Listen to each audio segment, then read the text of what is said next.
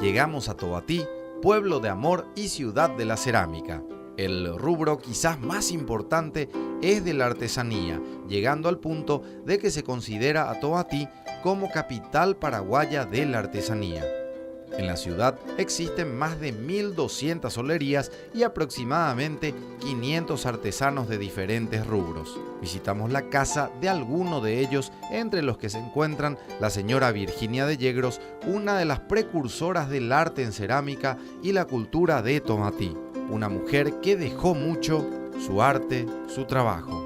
Por otro lado, se encuentra el señor Urso Páez, hijo de Zenón Páez, escultor de madera de la ciudad de Tobatí, quien nos decía que la madera que más le gusta es el palo santo y no la cambiaría por nada.